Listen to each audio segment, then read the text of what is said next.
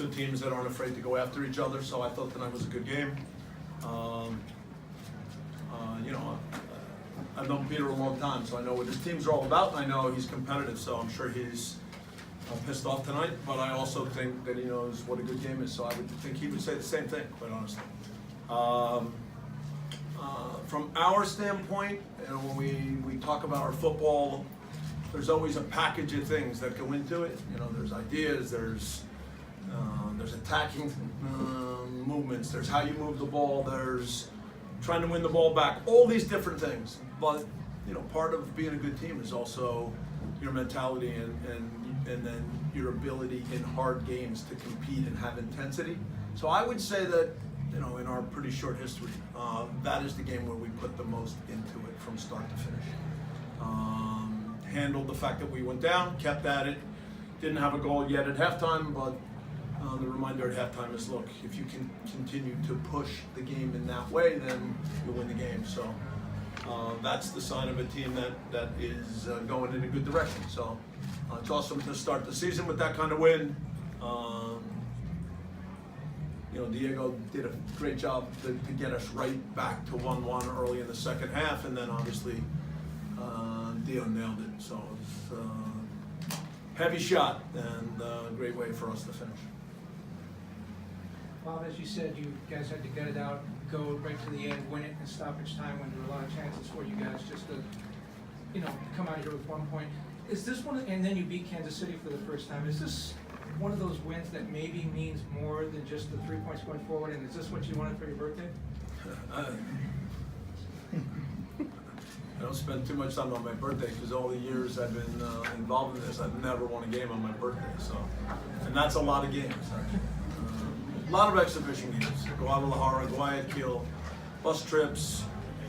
Everybody's trying to be nice to me after a bad game, and I'm ready to knock everybody's heads off. So yeah, to win on your birthday, yeah, it's better than losing, that's for sure. Look, there's a lot of parts to becoming a better team, but one of the important parts is then knowing how to win hard games. We had a pretty good first season.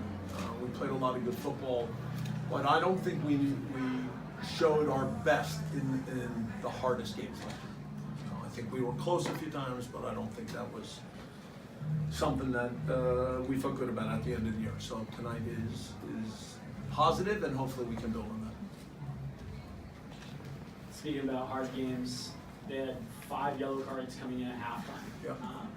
They're coming at your players. What do you talk about during halftime? How do you adjust to that sort of game tonight? We get that game a lot, and then it's up to the referees to make sure that if every time we create any kind of an advantage, if there's a foul, then they have to be able to take control. So tonight they did.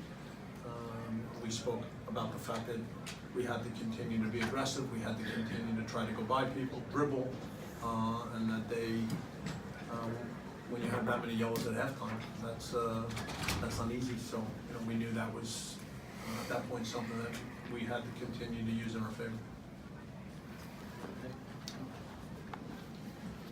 Coach, back-to-back years. You can't call me coach. Bob. Okay. Bob. Okay. Back-to-back seasons, you guys come back and win in the final minute. What is it about this team, obviously this fan base, to get that clutch win? Well, the fan base has been incredible from day one, and I mean they're there for us, and we love it. And the sense of how we're all in this together, and what we want to be as a team, so that they are excited about our football, proud of what we put into it. Look, that's on us every game, because what they put out there every single game is just unbelievable. So that part of it is so special that every time we play a home game, we're all we continue to have that like first game feeling every time. So and even in the exhibition against Vissel Kobe, it was like, wow, this is something special. So. And then look, once you have them every game right there, loud with you, then you've got to play the kind of football that they appreciate.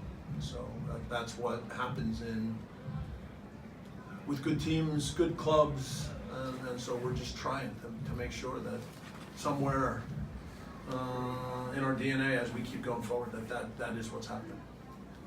Back, yep. Hey, Coach. I was going to tie off to Gio's question, but talk about the energy that crowd gives you. 32-52. What that means to you? Talk about the energy. Does the team, your players, feel that same energy? Does that inspire them? Every game is awesome.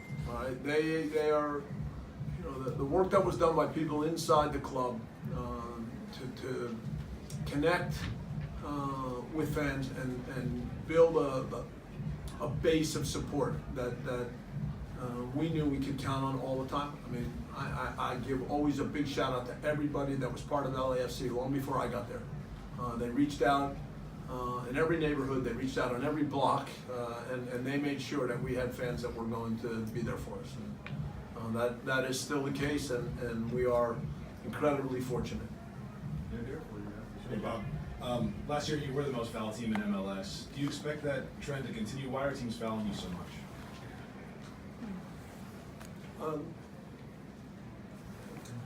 I think we are a team that creates advantages, has an attacking mentality, and now you see teams try to disrupt the way we play. And normally when you disrupt the game, you do it with fouls.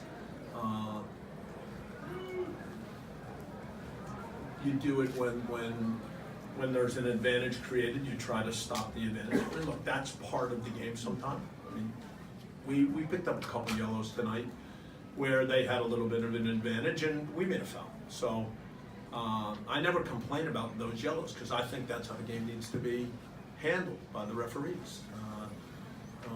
Attacking advantages anywhere on the field, even if a defender does something to get away from attacker so that he's looking to play a pass into a midfielder. If somebody from behind is just grabbing him, pulling him, taking him down as he's trying to play a ball forward or trying to take that play and move it on, then for me that's a yellow card every time.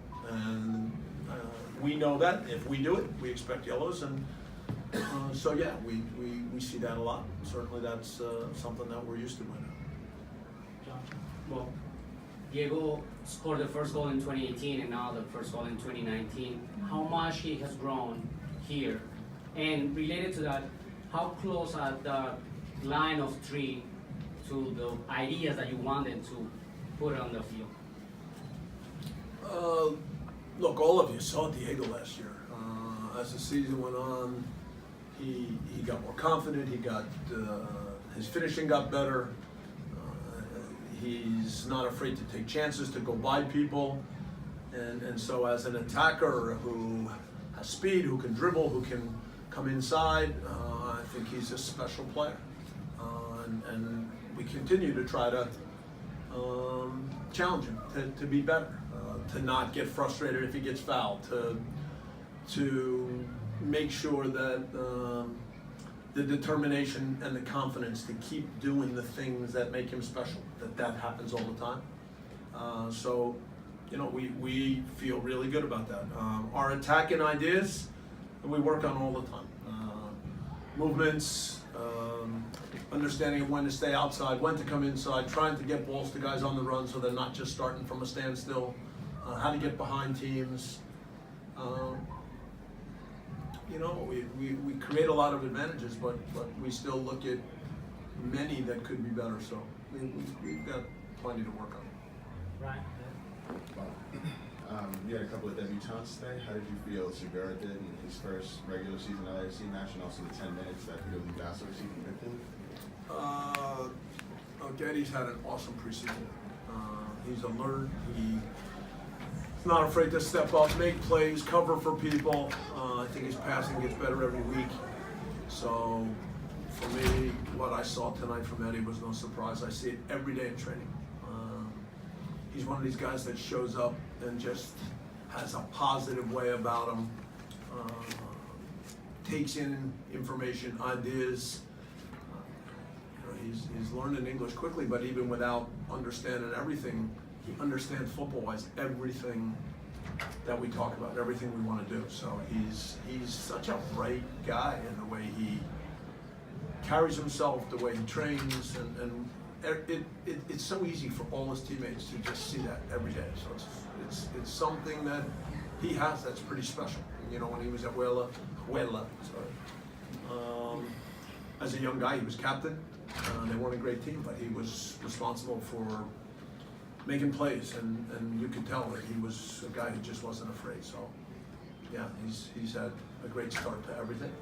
And he's a talented young guy, and he's got good feet.